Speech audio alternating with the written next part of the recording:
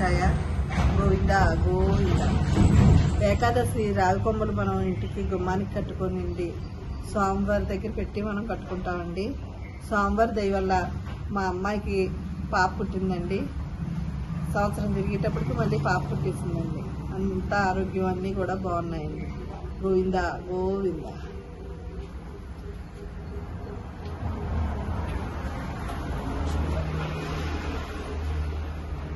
ఓం నమో శ్రీ వెంకటేశాయ. శ్రీ అడవేలమంగాపద్మావతి వెంకటేశ్వర ఆలయం దగ్గర ఏకాదశి గురువారం వచ్చినప్పుడు పశుధారానికి రావకమ్మ కట్టి ముందుగా రావు చెట్టు కూర్చేసి తర్వాత రావకమ్మ తెచ్చి స్వామివారి బాగా పెట్టి చాలా బాధ శ్రీవారి చాలా చరణాలయం ఉంచి భక్తులకు ఇవ్వడం జరుగుతుంది. ఆ కట్టుకున్న భక్తులు వారి వారి కోరికలు మనవాంఛలు నెరవేరాలని చెప్పడం జరిగింది. దాని ద్వారా అనేక మంది భక్తులు రావడం జరుగుతుంది. ఇది ఎలా ఉంటుందంటే దధీచి మహారాజు యొక్క భార్య కుమారుడు పిపలాదుడు రామచెట్టి మొదట్లో ఉంటాడు.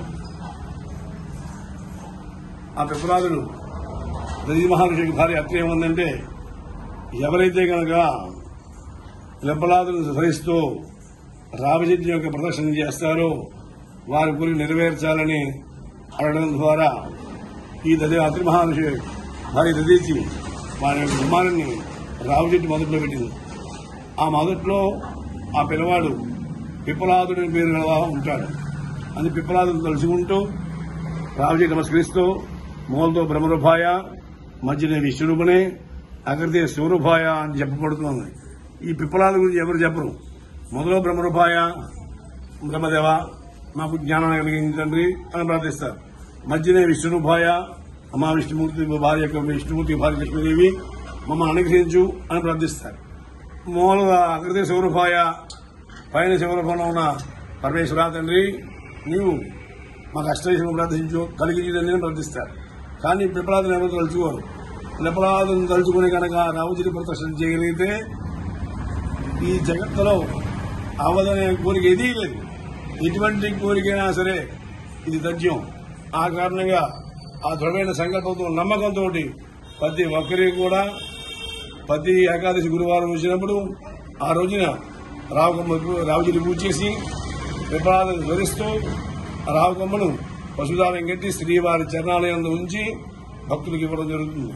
అది గుమ్మాన్ని కట్టుకుంటే ఎటువంటి గ్రహదోషాలు గాని, గురుబలం యొక్క అనుగ్రహం గాని, అలాగే ఇది ఆర్థిక ఇబ్బందులు గాని, ఆర్థిక రుణబాధలు గాని, అప్పు పుట్టాలన్నా అనుగ్రహం ఉండాలి, అప్పు తీర్చాలన్నా గురు యొక్క అనుగ్రహం ఉండాలి, సంతానం కలగాలన్నా గురుబలం బాగుండాలి, వివాహం కావాలన్నా గురుబలం బాగుండాలి, మన కుమారు ఉద్యోగం కావాలన్నా గురుబలం బాగుండాలి.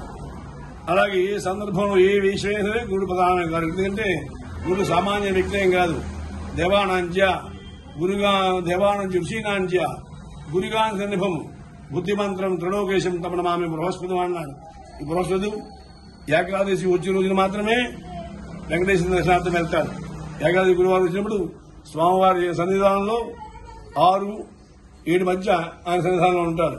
వెంకటేశ్వర దర్శనార్థం వెళ్ళినప్పుడు గురు బృహస్పతి అప్పుడు వెంకటేశ్వర చెప్తాడు, ఎవరైతే నిన్ను శ్రయిస్తూ నా పాదాలయందు రావకం ఉంచి వారి గుమ్మాన్ని కట్టుకుంటారో వారి జాతకరీత్యా గోచారీత్యా సంప్రదించే గురుదోషం ఏదో ఉంటే కనుక వారి ఇంటికి కానీ వారి దరిదాపు కానీ వెలకు వారు అనుకూలించని శ్రీ స్వామివారి స్వయంగా ఆజ్ఞ దారి చేస్తారు.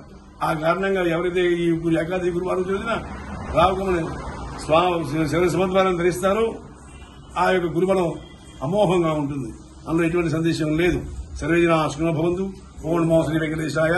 గోవింద గోవింద గోవింద గోవింద గోవింద.